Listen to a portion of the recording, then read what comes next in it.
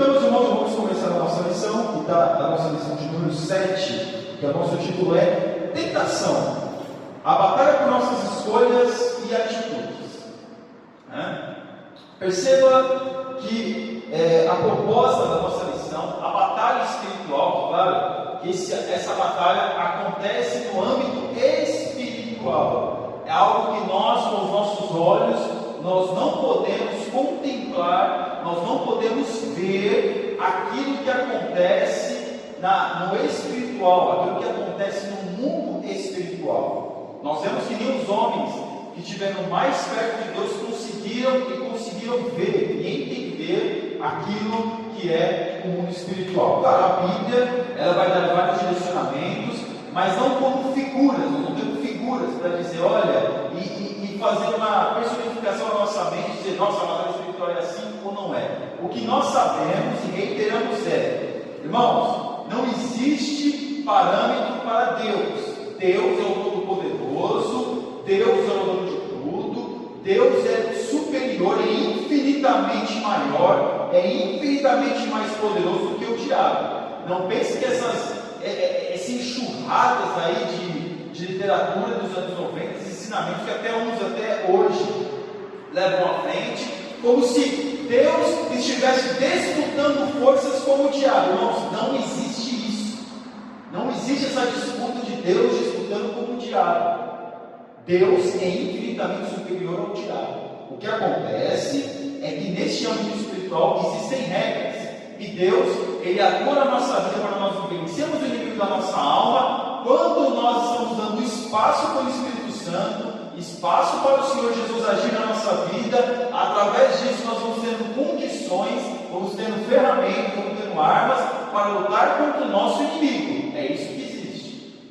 Por quê? Porque, meus irmãos, Deus, quando o inimigo das nossas almas quis usurpar o trono de Deus, perceba que Deus não fez nada.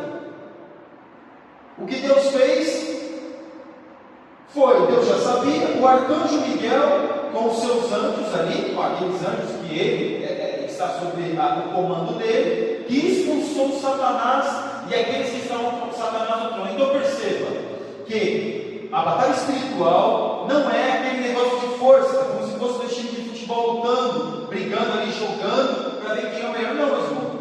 O Deus Todo-Poderoso, o seu Deus, o nosso Deus, ele é infinitamente superior ao diabo. E o diabo só age porque Deus permite que ele age. Ele só age até onde Deus quer que ele age. Então perceba, e Martinho Lutero até personifica isso, trazendo uma ilustração de o diabo é um cachorro na coleira de Deus. Ou seja, ele só vai até onde Deus permitir. E nós vemos isso muito claro no livro de Jó. Porque quando ele vai agir na vida de Jó, ele pede permissão para Deus para agir na vida de Jó. Ele não vai agir na vida de ninguém antes de pedir permissão para Deus. Então aqui, na tentação, Deus, ele não tenta ninguém. Deus não vai tentar. Mesmo que a Bíblia está falando, em alguma passagem que está falando, olha, Deus tentou. Não é tentar como nós percebemos que tenta, como o inimigo tenta, entendeu? Deus permite que nós sejamos tentados pelo nosso inimigo. Agora, a nível de introdução, quando nós vimos na semana passada, perceba que quando Deus permite a tentação, Deus não permite a tentação para ver o nosso nível de fé e o nosso nível de compromisso com Deus. Porque Ele já compromisso com Deus, porque Ele já sabe. O que Deus quer que nós vejamos é que nós conheçamos a nós mesmos e começamos a perceber qual é o nosso nível de espiritualidade, qual é o nosso entendimento acerca do seu reino. Porque tudo aquilo que Deus faz é para nós percebermos quem de fato nós somos. Então aqui, a batalha por nossas escolhas e atitudes. Quando nós decidimos algo, há uma luta entre opinião e nós mesmos. E às vezes a gente quer encontrar parâmetro naquilo que nós nos baseamos sobre a nossa escolha. A nossa mente vem um turbilhão de pensamentos, um turbilhão de escolhas, um turbilhão de situações que podem vir, olha, eu posso escolher aqui, ou eu posso escolher aqui, eu posso escolher fazer ou não fazer. Uma grande questão é vir para a igreja. Muitas vezes a gente está cansado, está meio assim, de repente o inimigo coloca diversos motivos para não vir à igreja, diversos. Aí cabe a nós escolhermos virmos para a igreja ou não virmos para a igreja. Por quê? Porque ele quer deixar nós em casa. Depois que ele deixou em casa, perceba, sempre ficamos em casa sobre essas escolhas, a gente não vem para a igreja, quando passa o horário do culto a gente se arrepende. Poxa, devia ter ido. É assim? Poxa, devia ter ido para a igreja, por que eu fiquei em casa? Aí vai pedir perdão para Deus, aí vai falar para Deus que nunca mais vai fazer isso, aí vai falar para Deus, ó Senhor, me ajuda, que não aconteça mais isso. Aí nós naquele dia estamos com forças, com vigor, falando, não, da próxima vez eu vou. Aí chega, não vai. Aí isso acaba se tornando o quê? Recorrente, isso que não pode acontecer. Então aqui, o inimigo das nossas almas e os nossos inimigos, né, o nosso inimigo, que é o inimigo, o diabo, ele vai agir de que forma? Com os seus demônios, com os demônios que estão sob o seu comando, para fazer com que o homem tome a atitude que ele quer que o homem tome. Então aqui, na nossa verdade prática, a tentação no sentido religioso é a atração ou sedução para praticar o mal, tendo por promessa prazeres e lucros ilícitos. Esse dia eu estava falando com um colega ontem de trabalho, e ele é aquele jovem, né, que tem vários relacionamentos, aquela coisa de jovem, né, que não deveria. Aí ele estava ontem, ele deu uma abertura, eu falei para ele, você está se relacionando com várias mulheres, e você está construindo o quê? É uma escolha.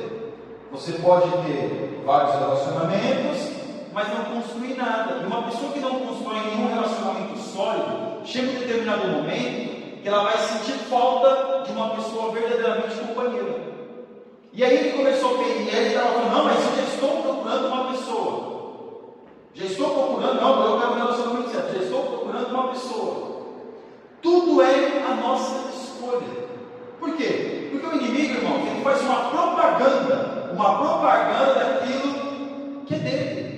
Ele vai fazer uma propaganda, é claro. Por quê? O pecado, a tentação, ser tentado não é pecado, irmãos. Pense bem, ser tentado não é pecado. O pecado é ceder à tentação. Isso é o pecado.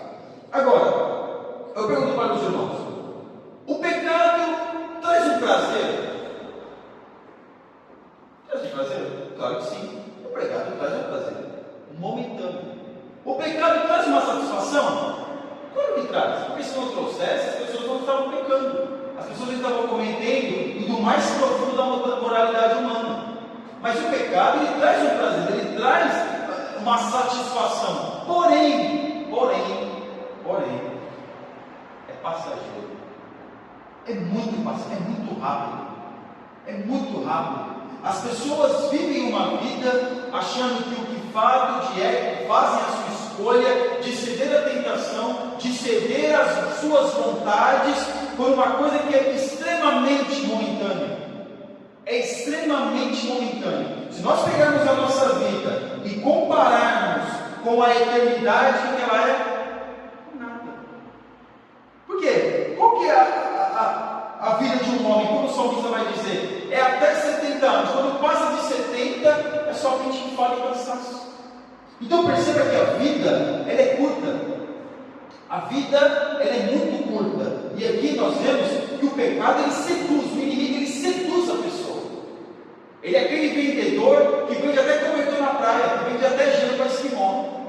Já viu aquela expressão? Você é tão bom, tem uma lábia, né, no país da aquele 71, né, que vende até cobertor na praia. É absurdo, né? Um sol de 40 graus na praia, quem vai comprar um cobertor? Ou a pessoa está lá no gelo, lá no Polo Norte, lá, vai lá vender um saco de gelo do esquimó. Não tem como. Mas o inimigo, ele faz isso. Porque o seu ardil, ele é ardiloso, ele é sagaz, ele tem sagacidade, ele seduz. O pecado, meus irmãos, nós somos seduzidos pelo pecado. E por que nós somos seduzidos? Porque nós escolhemos. E por que nós escolhemos? Porque ele nos traz um prazer momentâneo. Aí, quando nós estamos no nosso senso racional, nós temos que medir as consequências do pecado. Coisa que muitas das vezes nós não fazemos. Muitas vezes a gente não mede a consequência. Aí nós já vamos indo, já vamos entrando já de cabeça e falando, não, é isso mesmo que eu quero. E não é assim. Nós temos que medir as nossas palavras. Que nem aquela questão de conte até 10, antes de responder qualquer afronta, antes de responder qualquer provocação, conte até 10. Eu tenho que começar a contar mais do que 10. Acho que até não está sendo. Isso até está sendo suficiente. Por quê? Porque isso é uma tentação. Porque às vezes a gente acha que tentação é só algo carnal, né? Porque pode usar outra palavra, carnal, né? Que vai satisfazer a nossa carne. No sentido é isso que os irmãos já pensaram. É nesse sentido que a gente não é só isso. Tudo aquilo que vai contra a palavra de Deus, toda aquela propaganda que coloca, que nem a mulher que passa numa loja de calçado. Eu trabalhei com loja de calçado, e aquele monte de sapato e bolsa, fica tentado a comprar. É tentação, irmão. Eu trabalhei com loja de calçado, quando as mulheres entravam dentro da loja, lá ficava lá olhando, mas eu não posso, é melhor eu ir embora logo antes que eu compre alguma coisa. Mas é verdade, porque a pessoa está sendo tentada a comprar algo que não precisa. Não precisa. A pessoa adquire algo que não precisa. O homem, a mulher, muitas vezes quer se satisfazer com algo que não precisa. O homem precisa ter uma mulher em casa e uma mulher fora? Não precisa. Não precisa. Mas por que às vezes o homem faz uma opção por isso, faz uma escolha porque ele está sendo tentado a uma propaganda? Qual é a propaganda? Nos filmes. Quem assiste novela, se você vê os comerciais, se você vê a mídia, ela faz uma propaganda e a pessoa se sente tentada a fazer isso. Então perceba que a tentação começa dentro de nós.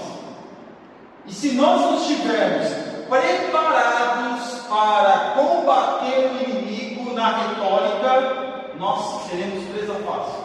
E um grande exemplo é quem? Eva, perdido Eva. Estava lá, Eva lá, tranquila, passeando, comendo uma fruta de graça, não fazer nada, lá de boa.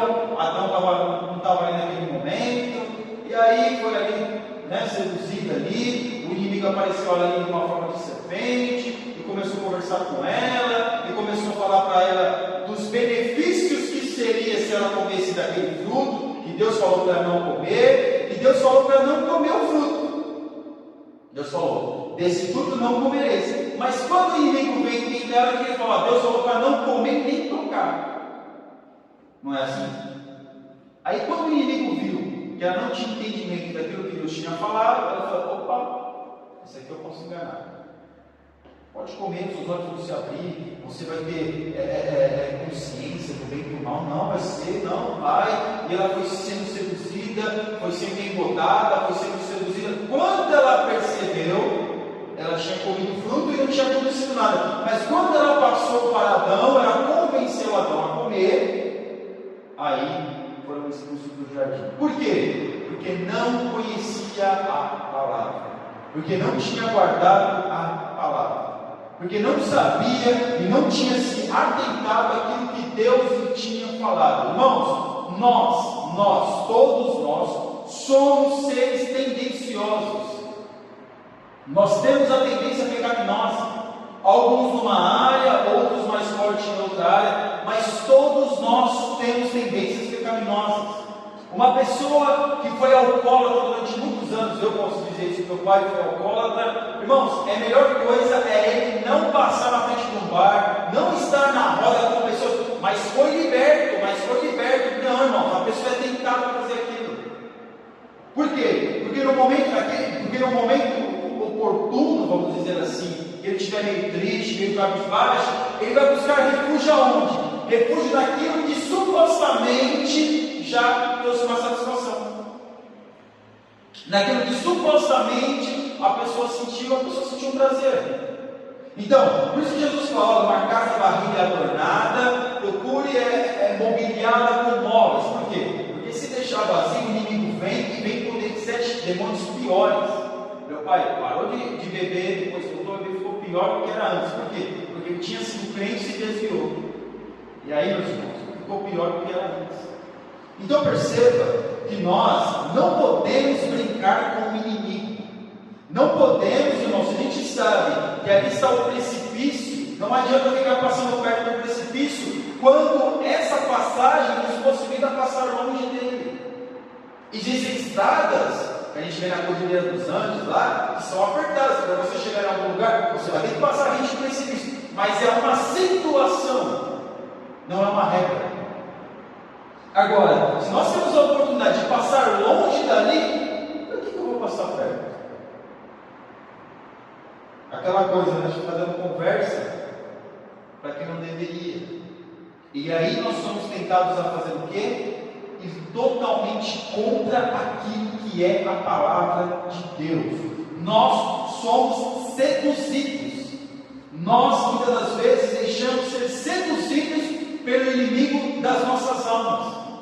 E não é só no âmbito, como os irmãos já sabem, não, é várias situações da nossa vida. Até mesmo falar do nosso irmão, nós somos tentados. Tem pessoas que eu preciso falar, não, agora me sinto aliviado. Mas depois se arrepende e começa a ser aliviado. Porque sabe que da forma que fez foi uma forma errada. Então perceba que tudo nós somos tentados. E aqui, na nossa leitura em classe, que está em Mateus capítulo 4, versículo 1 ao 11, o texto é muito claro em dizer que Jesus ele foi conduzido ao deserto pelo Espírito Santo. Para ser o quê? Tentado.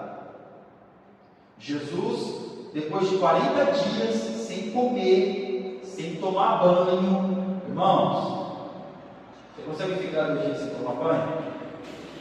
Dizendo para o brasileiro, né? Imagine ficar 40 dias no deserto. Quem é da roça aqui sabe, eu não sou da roça. Mas os irmãos que acham que é da roça, eles sabem, ficar 3, 4, ficar um dia ali na roça ali, já fica com aquela poeira vermelha, principalmente no Paraná, né? Aquela poeira vermelha, já toma conta do corpo, do cabelo, fica tudo. Imagina no deserto 40 dias. 40 dias no deserto. Aí, Jesus olha e poderia ter pensado assim, mas qual que é o sentido de eu ficar 40 dias no deserto? Qual que é o sentido? Aí você pensa consigo, qual que é o sentido de eu ser tão fiel a Deus?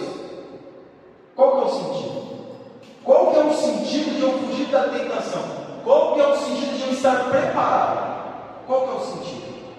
Porque Jesus aqui, mesmo que ele estava no deserto orando, preparando o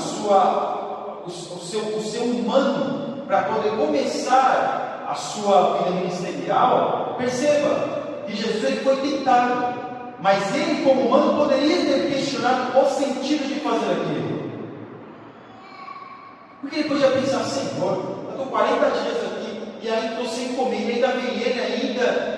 Por que o Senhor me colocou aqui para ser tentado? E aí começam as indagações de nós mesmos sobre as situações que nós estamos vivendo. Porque você pode pensar assim, meu Deus, o que eu preciso? Hoje que eu queria fazer um jejum, a mulher faz uma feijoada. Hoje eu queria fazer um jejum, o amigo me chama para comer uma picanha. Hoje que eu vou ter tempo, eu realmente separei para fazer um jejum, há um mundo de possibilidades. E aí você pode pensar, Senhor, por que o Senhor colocou o desejo no meu coração de fazer o jejum hoje, sendo que teria esse monte de possibilidades? Por quê? Por que o Senhor possibilitou eu fazer um jejum hoje, colocou esse desejo no meu coração de fazer um jejum, sendo que alguém vai me chamar para comer uma picanha? Jesus poderia ter feito o mesmo questionamento. Por que o Senhor, o Espírito Santo de Deus, me conduziu ao deserto, sendo que agora eu estou morrendo de fome aqui, cansado, e agora meu inimigo ganhou Deus? Como é que é assim, Senhor? Porque nós questionamos. Mas perceba aqui que Jesus, ele não questiona. Porque quando perceba, sempre quando nós questionamos algo demasiadamente, nós não temos argumento. O nosso poder de raciocínio fica limitado. Quando uma pessoa vem e te afronta, e um começa a levantar a voz mais alta do que o outro, há algum raciocínio disso?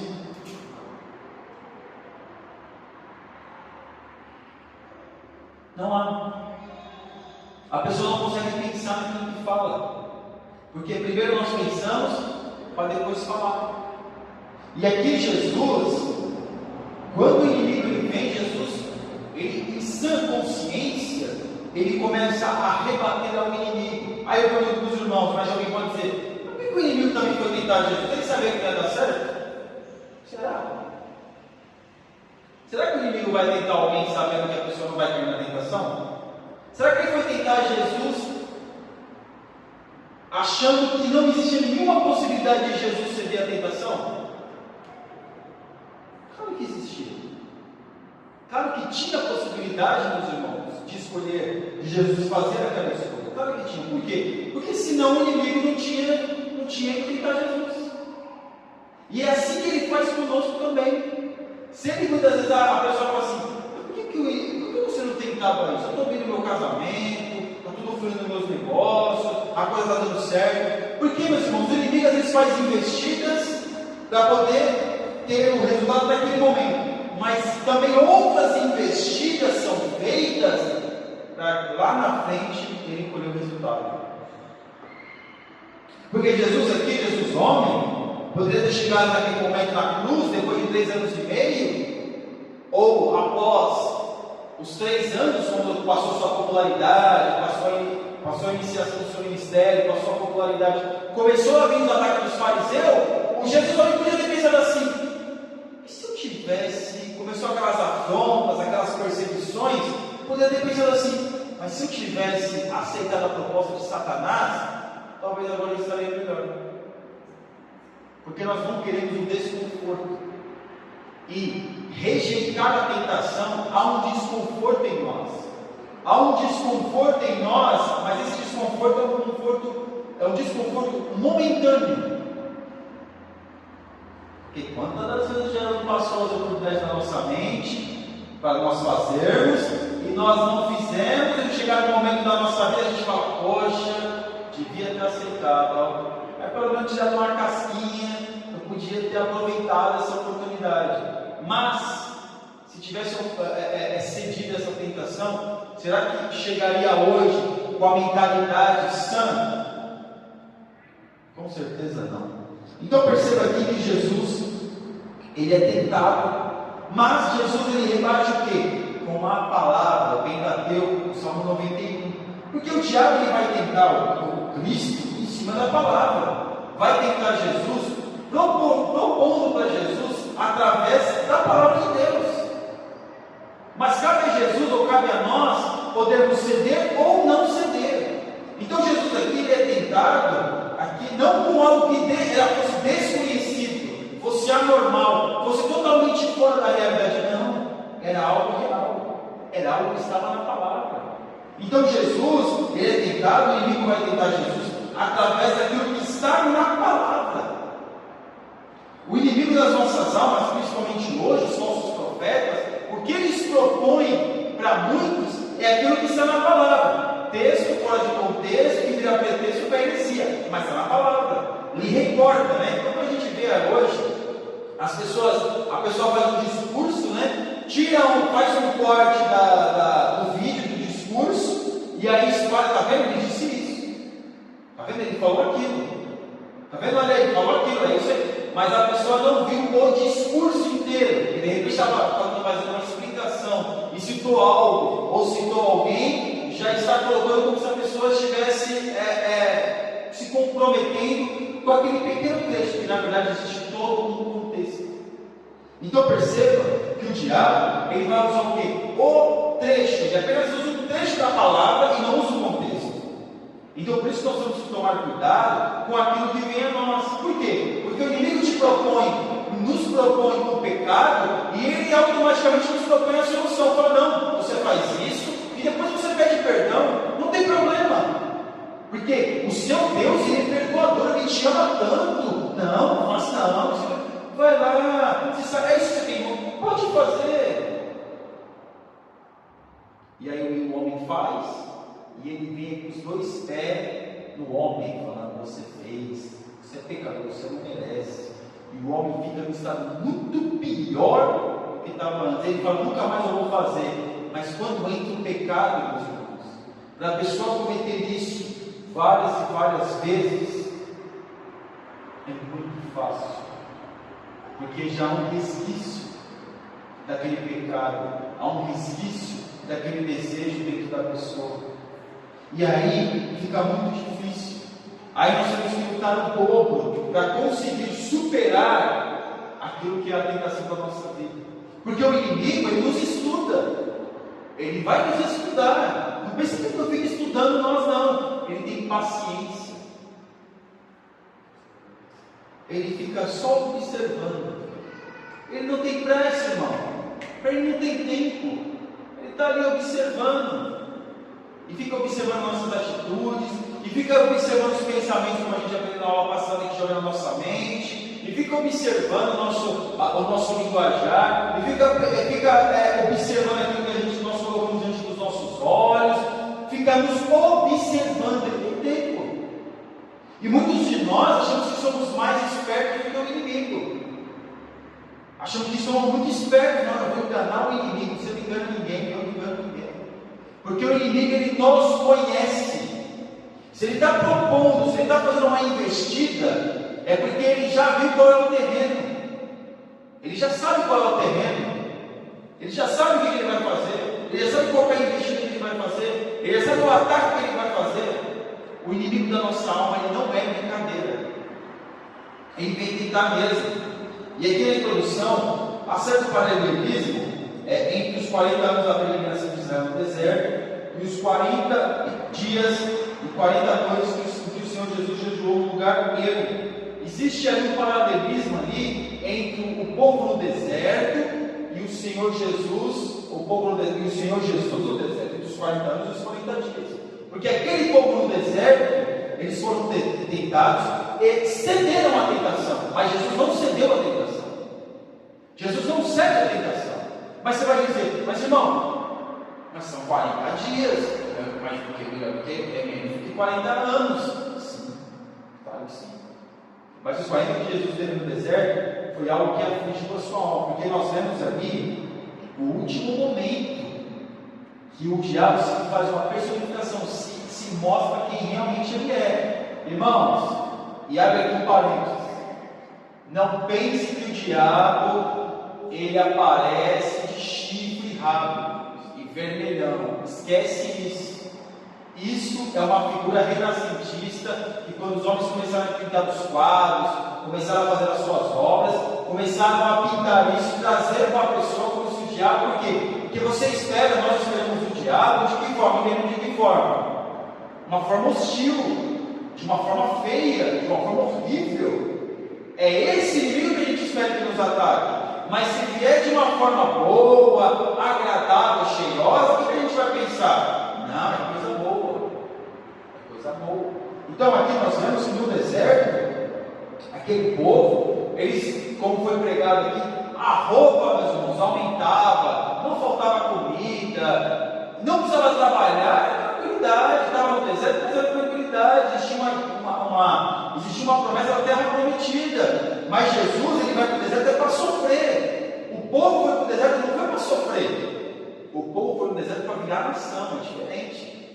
Porque eles receberam os 10 mandamentos, receberam ali o tabernáculo, a casa, para eles poderem estar em Deus. Então eles recebem o quê? A presença de Deus.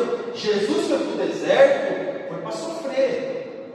Porque quem vai para o deserto para poder estar, para poder estreitar os seus laços, vai para o sofrimento. Então é diferente da questão do povo. Então aqui no tópico 1, a tentação, a provocação de refúgio, nós vemos o quê? Que aquele povo foi tentado. De que forma? O Deus que supriu antes, o que não vai suprir agora? E aí? Aquele povo está sem água e começa a reclamar com Moisés. Então, Senhor, trouxe aqui para a gente morrer. O povo chato, misericórdia. O povo chato. Aquele crente que só reclama de tudo. Se tem, reclama. Se não tem, reclama. Reclama se tem, se não tem, reclama se falou, se não falou, reclama se ouviu, reclama de tudo, nunca está bom. E aqui nós vemos Deus. Aquele povo estava de caminho ao deserto, passou por lugares, e ali teve um pouquinho de sede, ali quando estava perto da rocha, já ia abrir a oportunidade de beberem água. O que aconteceu? Começaram a murmurar, começaram a reclamar. E aí, na parte 2 aqui nós vemos a experiência de Massá e Meribá. Ninguém deve testar Yahvé. E eles começaram a tentar a Deus. Muita coragem, hein? Se o Senhor é Deus mesmo, será que a gente nunca fez isso também? Será que a gente nunca falou, mas se o Senhor é Deus mesmo, por que o Senhor não faz assim?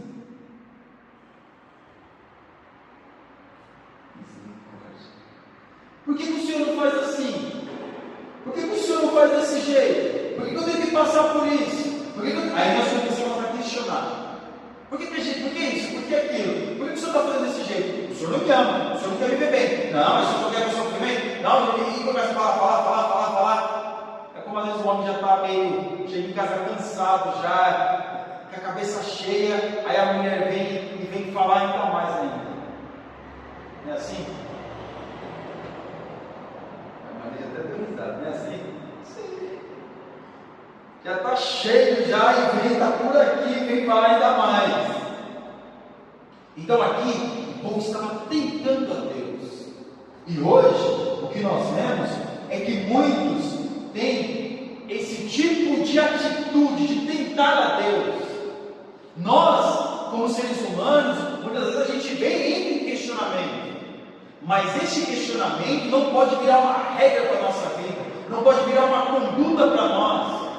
Não pode virar o nosso dia a dia. É apenas um momento de pedir perdão para Deus. Porque nós somos tentados, irmãos. Todos os dias nós somos tentados. Todos os dias. Então perceba aqui que este povo aqui começou a perguntar para Deus.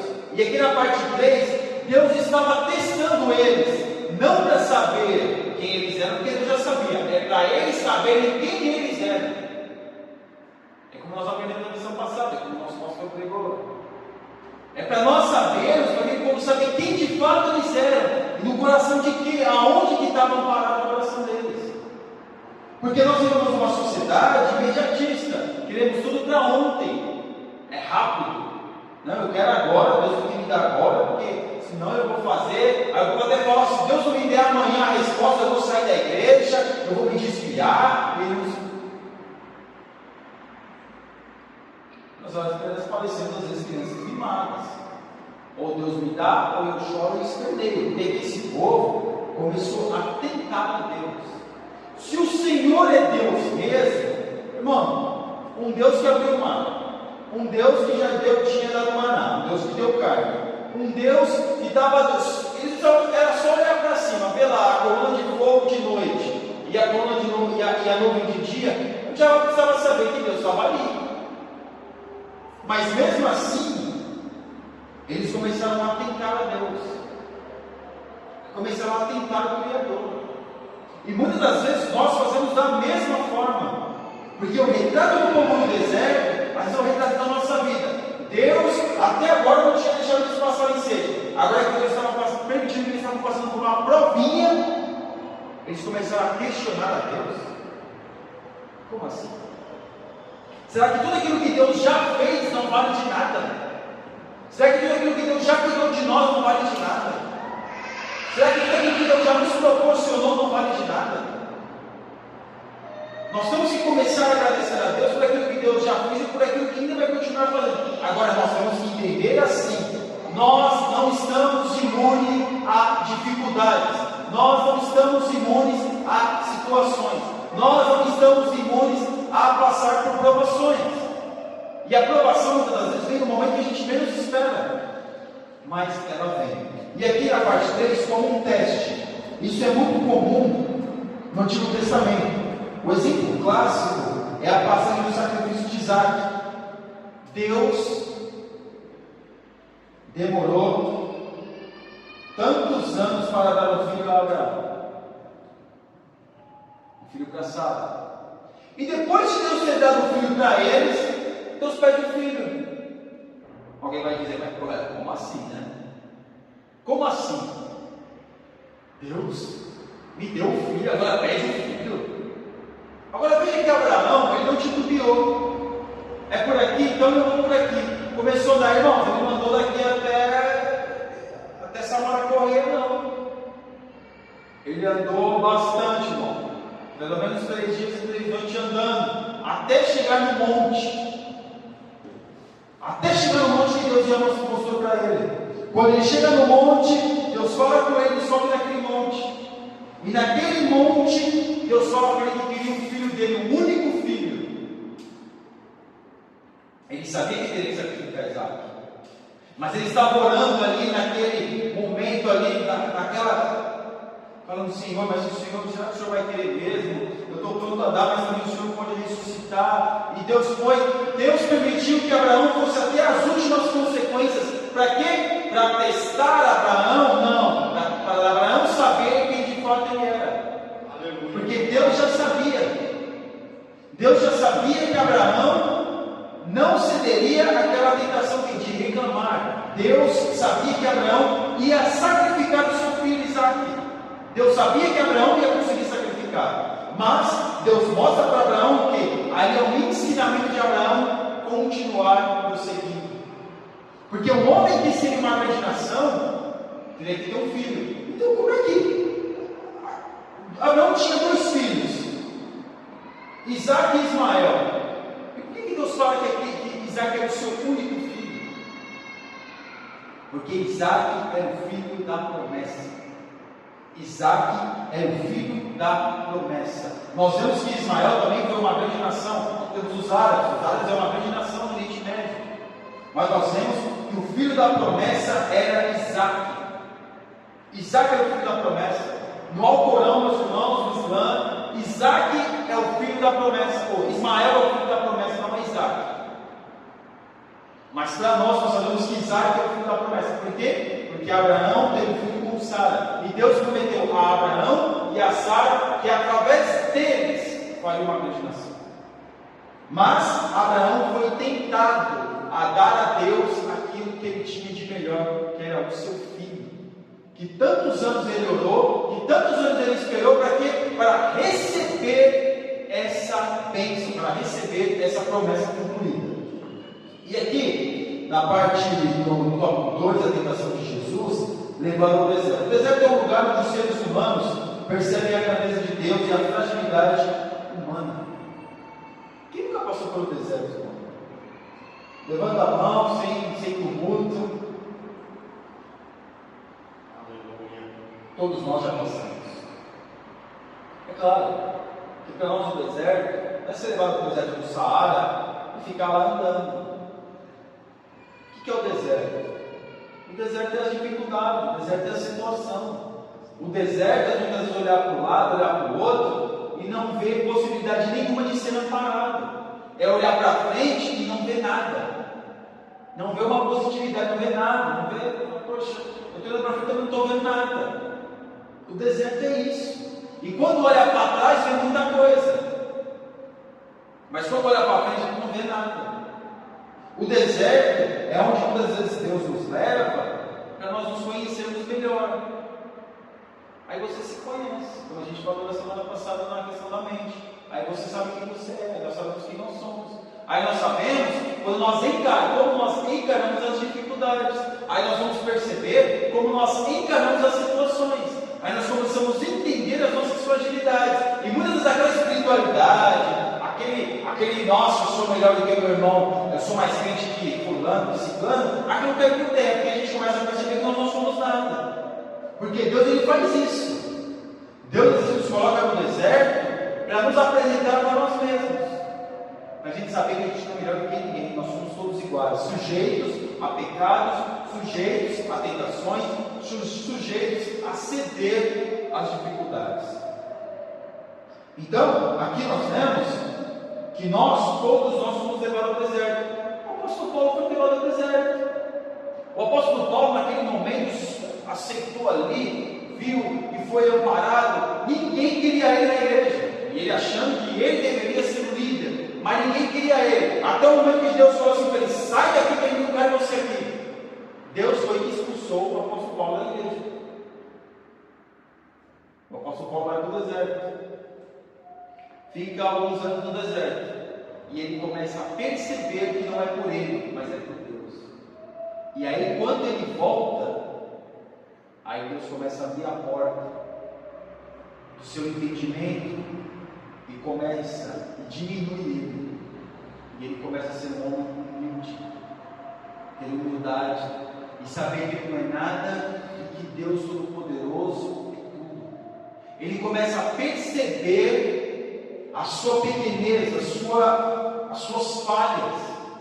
Ele começa a saber quem ele é. E aí, meus irmãos, foi uma bênção aquele homem. Foi um homem que revolucionou ali a igreja primitiva. Foi um homem que trouxe cartas, que escreveu cartas que nós temos até hoje. Claro, inspiradas pelo Espírito Santo. Mas para isso, teve que ir ao deserto. Como aquele hino. O mais épico, hinos e melodias foram escritos aonde? Em tribulação. O Peregrino, nós vemos que depois da Bíblia é um best-seller. Ele foi escrito aonde? Numa prisão. João Bunyan escreve o Peregrino em uma prisão, em Bedford, aonde a sua filha de João Bunyan, era cega, estava lá passando por dificuldade, mas João Bunyan estava escrevendo o Peregrino. Então perceba que quando nós estamos passando por dificuldade, há uma inspiração de Deus na nossa vida para nós sermos pessoas melhores. Aqui na parte 3, a parte 2 sobre o jejum de Jesus. Jesus ficou 40 dias sem comer. Nós vemos que a Bíblia vai dizer que Moisés ficou 40 dias sem comer e sem beber. Mas aqui nós temos, não pode dizer, não está falando que Jesus bebeu algo, mas Jesus ficou 40 dias sem comer. O jejum é necessário? Claro que é. Mas não é o jejum, meus irmãos, de apenas ficar sem comer e ficar o dia todo no WhatsApp, ficar nas redes sociais. É se abster. Você beber água, se a pessoa tem problema de saúde, não pode ficar muito tempo jejuando, ou não consegue ficar sem beber água, se a garganta ficar muito seca. Faça um jejum, mas se abstenha das coisas. Faça um retiro. Mas eu tenho que trabalhar, quer fazer jejum? Vai trabalhar, mas se concentre no trabalho, não coisas extras ao trabalho. Então o jejum é algo para nós nos aproximarmos de Deus em consciência e espiritualidade, estar mais perto de Deus. O jejum serve para quê? Para nós estarmos mais perto de Deus, se abster das coisas deste mundo e buscar mais as coisas espirituais. E é isso que aconteceu. Mas aí, como nós estamos falando antes, no comentário, perceba, Jesus, divindade, Jesus Deus, precisa jejuar? Não precisa. Mas o Jesus homem, o Jesus carnal, ele sim precisava. Aqui na parte 3, como a tentação aconteceu, está claro que Satanás se apresentou a Jesus de forma visível. Está muito claro, assim como ele se apresentou de forma visível para Adão e Eva no Jardim do Éden, nós vemos aqui Satanás ele se apresentando para Jesus de uma forma visível, aonde Jesus poderia dialogar com ele, não foi no pensamento, foi uma coisa visível. Eu vejo que aquele filme do Mel Gibson, A Paixão de Cristo, eu acho que ele retrata bem. Quando esse texto você traz de forma humana, não exatamente, não sei se foi exatamente aquela forma que o diabo ele veio, mas com certeza não foi de rabo, chifre, não foi assim. Ele veio de uma forma visível, de uma forma elegante, a elegância daquela época, Se você vê o filme do Mel Gibson, da forma que ali o que está retratada, não é maltrapilho, porque também ali não é um homem, ali é uma mulher. A mulher que interpreta o inimigo ali. Então perceba que quando há isso, ele vem de uma forma visível, elegante, bonito, cheiroso, vamos dizer assim, refinado, para quê? Para trazer um conforto. Mas aquilo que o inimigo lhe propõe para Jesus, era bom ou não era? Seja sincero, era bom. Era bom. Mostrar para todo mundo que Jesus era Deus, ter o controle dos reinos deste mundo, era bom, irmãos. Não estava nada, que coisa nada, isso aqui, irmão, era bom. Tem muita gente que faz pacto com o inimigo aí, para poder cuidar muito menos do que isso. Tem gente que faz despacho para derrubar o colega, o irmão. O despacho para derrubar o irmão você está falando um absurdo. Não, irmão, faz uma oração para Deus quebrar a perna do outro. Isso é o quê? É a macumba santa? Não, irmãos. E tem muito crente que frequenta. Tem um pezinho ali na superstição. Tem a espada de São Jorge. A espada de São Jorge é aquela planta, tem aquela planta que ninguém pode. Será que sou eu? A irmã dele te conhece alguém. Mas pronto. Nós vemos o quê? Que o que Jesus propõe para o homem é sempre coisa boa. Sempre coisa boa. Ele não propõe nada de ruim. Claro, é bom no primeiro momento, mas depois, meu irmão, a sua alma, a nossa alma pode estar destinada ao inferno. Irmão, mas Deus perdoa. A questão é, quando uma pessoa comete determinado pecado, ela vai encontrar lugar de arrependimento? Ela vai desejar realmente se arrepender? Ela vai desejar realmente mudar? Será que o desejo dela vai ser melhorar? Ou ela vai querer interagir com este pecado que outrora cometeu e com quem tentar levar um paralelo entre vida espiritual, entre vida com Deus e vida com o pecado? É só pensar. Por isso que nós não devemos ceder à tentação. Mas como eu disse, é sempre bom, é coisa boa. Irmão, mas o pecado, claro que é, irmão. Se o pecado não fosse bom, nós já falamos, o povo não estava pecando. O povo não estava pecando, o povo não estava fazendo coisa errada. Mas como o pecado traz um prazer momentâneo, e nós somos imediatistas, nós queremos o prazer a todo custo. Nós queremos o prazer aqui e agora, não importa o preço que eu tenho para pagar. A pessoa não se preocupa com Deus, ela se preocupa com aqui e agora, mas o aqui e agora vai trazer um sério prejuízo para ela lá na frente. Aqui no tópico 3, a tríplice tentação, a primeira das três últimas tentações. O objetivo dessa investida diabólica era incitar Jesus a usar seus poderes em benefício próprio. Então o que Jesus faz? A declaração pública do próprio Deus a respeito de Jesus é: este é o meu filho amado, a quem com prazo, indica que isso era do conhecimento de Satanás. Jesus sabia quem era Deus. E Jesus, morrendo de fome, quem já fala para ele: olha, transforma essas pedras em pães. Se tu és Deus, transforma essas pedras em pães. Por que você não transforma em pão? Agora o diabo também não faz isso conosco? Você não é filho de Deus? Por que você está passando por isso? Por que você está vivendo essa luta? Por que você está vivendo essa dificuldade? O que é? Há um confronto com a investida do inimigo na nossa mente. E aí Jesus fala o que para ele? Olha, nem só de pão viverá o homem, mas de toda palavra que sai da boca de Deus. Veja, Jesus, o inimigo, trouxe algo que não existia na Bíblia ou não trouxe? Claro que trouxe. Estava na Bíblia? Sim, estava na Bíblia. Mas da mesma forma que estava na Bíblia sobre o pão, aquilo que o inimigo trouxe, também existe a retórica. Mas nem só de pão viverá o homem. E aí, o inimigo vem com outra. A parte 2, a segunda tentação. Aqui o objetivo de Satanás é induzir o Senhor Jesus a tentar ao Pai e persuadir o modo de vaidade. A cidade santa, para onde Jesus foi transportado, é Jerusalém. De Jerusalém não vem todos os reinos do mundo? Não. Mas ali, nós vemos que o homem em si, ele deseja o poder, ele deseja ser reconhecido, ele deseja ser ovacionado. Esse é o desejo de muitos. Ele deseja estar no conforto, não quer passar por dificuldade.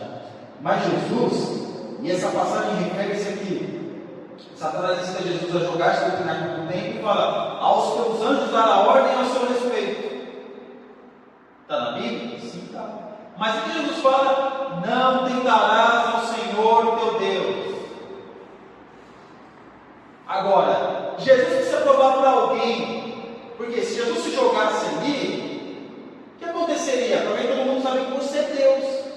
Jesus precisa provar para alguém que ele é Deus? Não.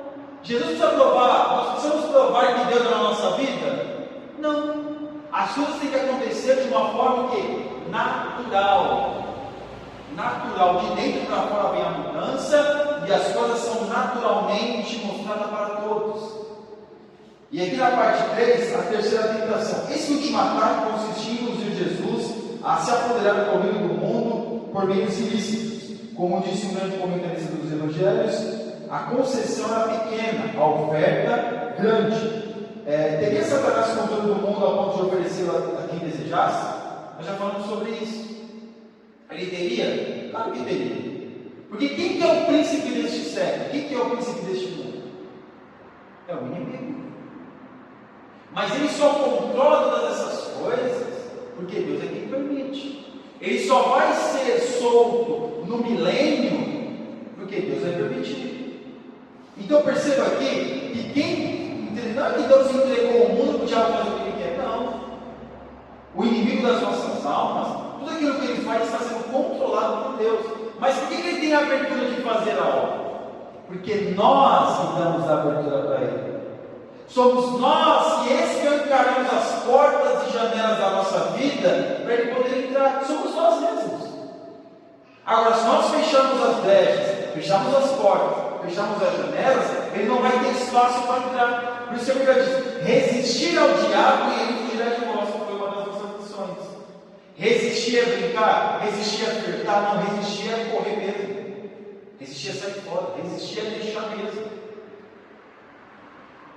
E aqui na parte 4, a resposta de Jesus: o ataque diabólico foi nas áreas mais sensíveis dos seres humanos, a concupiscência da carne, a concupiscência dos olhos e a soberba da vida.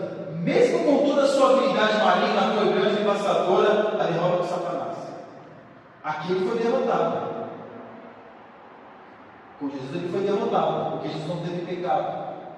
Agora eu pergunto para os irmãos: quantas vezes nós temos perdido essa batalha? Quantas vezes nós temos cedido para o inimigo das nossas almas agir na nossa vida? Quantas vezes a gente faz um paralelismo entre uma vida com Deus e uma vida de pecado oculto? Quantas vezes a gente está flertando com o inimigo? Quantas vezes nós estamos dando voz, estamos dando, emprestando nossos ouvidos para ouvir as investidas do inimigo? Quantas vezes, meus irmãos, nós estamos deixando o inimigo nos seduzir, achando que falar do irmão, fazer qualquer outra coisa traz um prazer, traz uma satisfação? Obrigar com alguém, que nem esses dias tem um colega que falou no trabalho, falou: olha, eu não tenho papo não, se quando eu sair eu brigo mesmo, eu faço mesmo, eu não sei o que mesmo, eu te dando a minha razão. Aí eu falei: olha, meu amigo, eu estou aprendendo que é melhor ter paz do que ter razão. Tem quase 40 anos, já discuti por coisa tão chula que não vale nem a pena comentar. E eu percebo que hoje, mais do que nunca, é melhor ter paz do que ter razão. Dependendo do assunto, é melhor nem falar nada. Eu tenho algumas convicções, os colegas do trabalho sabem, e às vezes quando começa a falar, eu falo: é isso, é isso. Eu tenho razão. Mas tem vezes também, meus irmãos, que a gente debate, que a gente fala, que a gente quer ter razão, que a gente quer mostrar que sabe, e depois bate um arrependimento e fala: meu Deus, eu fui perder meu tempo com isso. Eu estou mostrando para os irmãos algo pequeno no nosso dia a dia. Mas quantas vezes nós temos aberto as portas, porque quem abre a porta somos nós. Quem deixa muitas vezes o inimigo agir na nossa vida somos nós. Ele coloca algo na nossa mente, mas ele não mexe a nossa língua para a gente falar nada. Ele nos induz a falar algo, ele nos induz a fazer algo, ele nos induz a fazer coisas que muitas vezes a gente duvida, mas são tendências pecaminosas. O que cabe a nós é: nós temos a escolha, fazer ou não fazer. É a nossa escolha. Depois de tudo aquilo que nós falamos nessa aula, nós temos a escolha de fazer ou não fazer. Você não é obrigado, nós não somos obrigados a fazer aquilo que nós temos vontade de fazer, porque nem tudo que eu tenho vontade de fazer é o correto, porque é apenas uma tendência pecaminosa, é apenas um desejo de fazer algo que vai contra aquilo que é a palavra de Deus. Mas muitas das vezes o desejo de fazer algo que vai trazer um prazer momentâneo na minha vida, eu faço, e depois eu me arrependo, porque o Espírito Santo de Deus vai mostrar para mim: olha, estava errado. E aí o Espírito Santo de Deus fala uma vez, e a pessoa vai tendo um pecado recorrente, uma hora a sua mente se cauteriza de uma forma que a pessoa não tem noção do que é pecado e o que não é. Então hoje, o que nós temos? Que a tentação, ela está sujeita e está sendo apresentada a todos. Agora cabe a mim e cabe a você nós pensarmos e começar a pedir para Deus: Deus, me ajuda a fechar as brechas, me ajude a fazer a escolha certa, me ajude a ter a estratégia certa. Porque, meus irmãos, a nossa vida é feita de estratégia. Porque a gente sabe que eu vou em determinado lugar, dependendo do lugar que a gente for, vai ter isso, aquilo, aquilo outro. Se nós podemos evitar ir em algum lugar, é melhor não ir. Se nós pudermos evitar de estar com determinada pessoa, é melhor não estar. Mas se tiver que estar por obrigação, por causa do trabalho, alguma coisa desse tipo, vá, mas peça para Deus estratégia para saber lidar com toda e qualquer situação e mais, fazer a escolha certa.